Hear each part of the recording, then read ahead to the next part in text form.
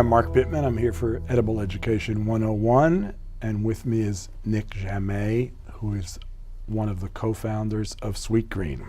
Hey, Nick. Hi, Mark. You know, your Sweetgreen was so far ahead of the curve. You were so far ahead of the curve. I want to hear a little about the history and how you came up with that, and what you were thinking. I mean, we're talking 10 years ago at this point, really. Yeah, almost 10 years ago.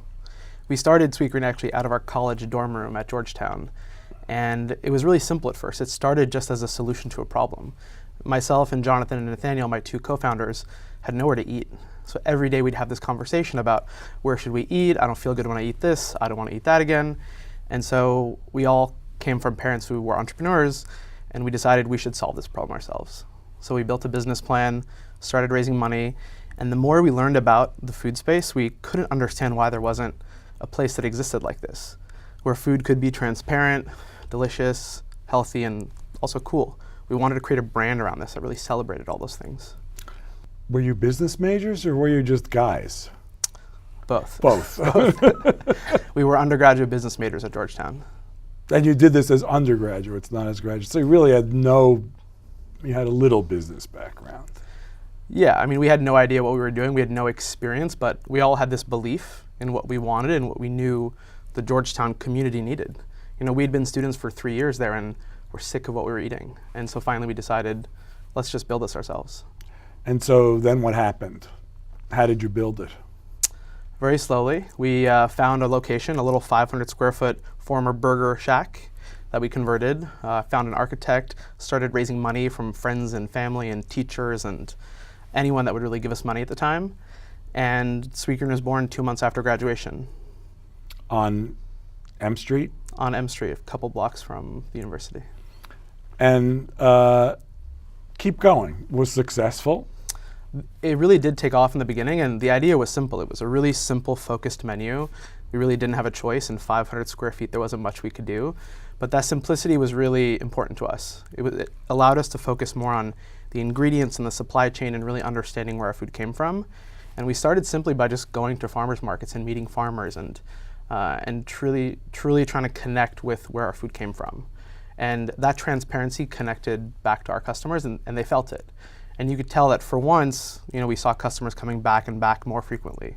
And that loyalty came from just that connection to the food. And for, you know, consumers that really cared about their health and cared about food, a place like this really meant something to them, especially 8 years ago.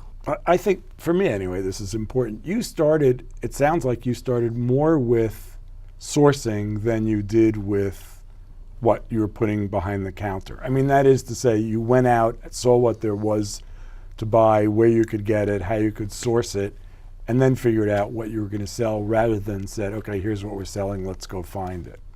From the beginning, you're right.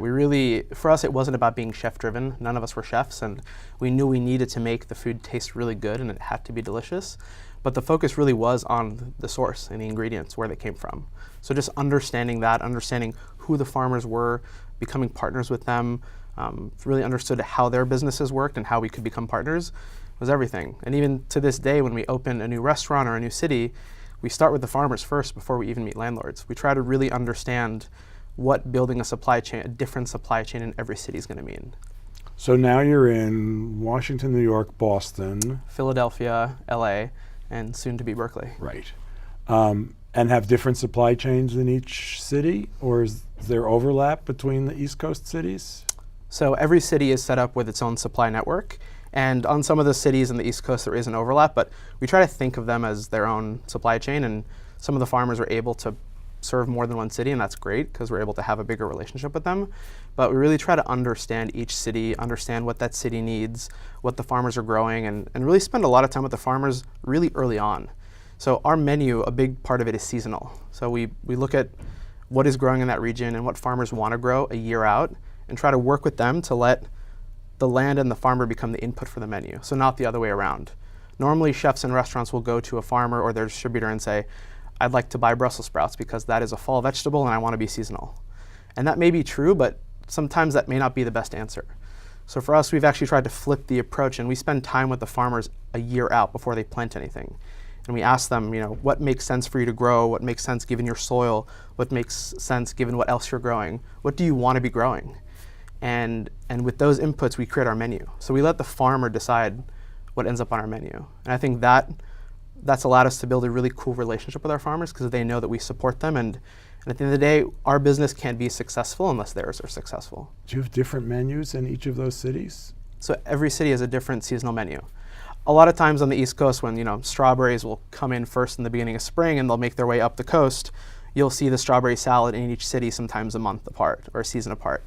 So we don't try to overcomplicate it, but the focus is on where the ingredients are coming from in each city. But so you could see how East Coast cities would have similar ingredients at similar times. Mm-hmm. But you'd really do, or you're doing, a wholly different menu in LA than you are in Philadelphia, for example, or you might do that? So our seasonal menu is quite different on the West Coast. And coming to the West Coast has been really exciting for us because we're close to so much more of this larger organic agriculture and close to some of the largest farmers in the country, and that connection's been really great for us. And the point isn't to just make it different for different sake, it's just to understand each city and each, what grows in every market and just really make sure that our menu is based on that. So there might be overlaps, we might be serving strawberries in a couple cities because that's what's coming out of the ground, that's what our farmers want to sell us, and that's what's most delicious at that time of year. Right. No, I'm not doubting you and I'm not pushing you, I'm just expressing incredulity because it's the exact opposite of what we think of as fast food, where someone will say, I need 20 tons of potatoes every single day no matter what happens, or whatever the numbers are like, or I need 1,000 pounds of mixed lettuces every day of the year, or I need sliced tomatoes every day of the year. Glitches, anything that went particularly wrong that's notable or funny or? Too many to recount. Yeah, a lot of these situations that come up is actually where we learn the most, and it forces us to kind of readjust. And sometimes weather given, something that we've planned to have on our menu in March, it doesn't come out of the ground until April, May or June, so it forces us to be nimble, and I think that we have this belief about food that it shouldn't be standard, and fast food doesn't have to be standard. And so with that comes a certain responsibility to be nimble and be able to adjust when you need to, but that belief is there. We believe that what comes out of the ground in New York is going to taste different than what comes out of the ground in California, and we should celebrate that. Right. That's awesome. Last question is advice to would-be entrepreneurs. I would say most importantly, stay really curious and nimble, right? I think even when you start with an idea that's a really good idea, sometimes when you dig into it, it might change or it might have to shift. And I think that you have to stay really nimble and resourceful in that sense, where the purpose of the idea might still be there, but what it looks like or what the business actually is might be different. So I think that really being maniacally curious and always asking why or why not along every step of the way. We've seen a lot of entrepreneurs kind of start with an idea and get really stubborn and stick with it and not change things when maybe they should have, and they end up in a place where they can't really scale the business. Great. Thanks very much, Nick. Thanks for having me. I'm Mark Bittman for Edible Education 101, and I've been speaking with Nick Jammet.